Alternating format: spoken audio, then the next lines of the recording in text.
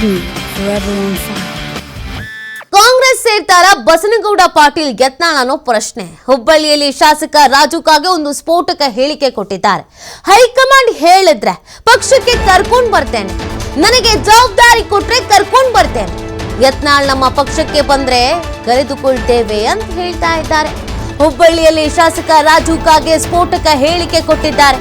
ನೋಡಿ, ಯತ್ನಾಳ್ ಅವರನ್ನ ಬಿಜೆಪಿಯಿಂದ ಉಚ್ಚಾಟನೆ ಮಾಡಿದ ನಂತರ ಸಹಜವಾಗಿ ಅವರ ಅಭಿಮಾನಿಗಳಿಗೂ ಮತ್ತು ಈ ಎಲ್ಲವನ್ನ ಬೆಳವಣಿಗೆಗಳನ್ನ ನೋಡ್ತಾ ಇರೋ ಜನರಿಗೂ ಒಂದು ಪ್ರಶ್ನೆ.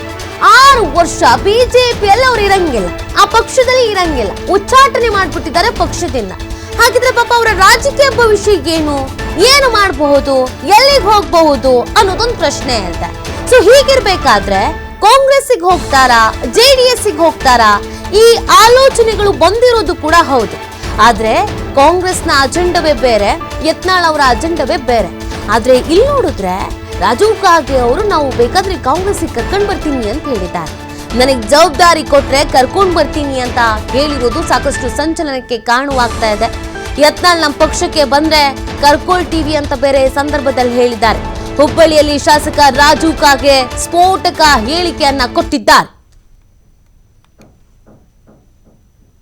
ರೆಡಿ ಆದ್ರೆ ನಾವು ಶೋರ್ 100%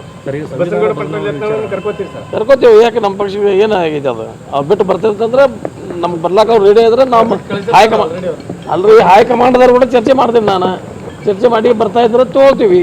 ನೀವೇ ಇನಿಷಿಯೇಟ್ ತಗೋತೀರಿ ಸರ್? ತಗೋತೀನಿ, ಏನ್ ತೊಂದರೆ ಇದು? ಶೋರ್ 100% ಕರ್ಕೋತೀವಿ. ಯಾಕೆ ನಮ್ಮ ಪಕ್ಷಕ್ಕೆ ಏನಾಗಿದೆ ಅದು ಬಿಟ್ಟು ಬರ್ತಿರ್ತಂದ್ರೆ ನಮ್ಗೆ ಬರ್ಲಾಕ ಅವ್ರು ರೆಡಿ ಆದ್ರೆ ನಾವು ಹೈಕಮಾಂಡ್ದವ್ರು ಕೂಡ ಚರ್ಚೆ ಮಾಡ್ತೀನಿ. ನಾನು ಚರ್ಚೆ ಮಾಡಿ ಬರ್ತಾ ಇದ್ರೆ ತಗೋತೀವಿ. ನೀವೇ ಇನಿಷಿಯೇಟ್ ತಗೋತೀರಿ ಸರ್? ತಗೋತೀನಿ, ಏನ್ ತೊಂದರೆ ಇದು? ಶೋರ್ 100%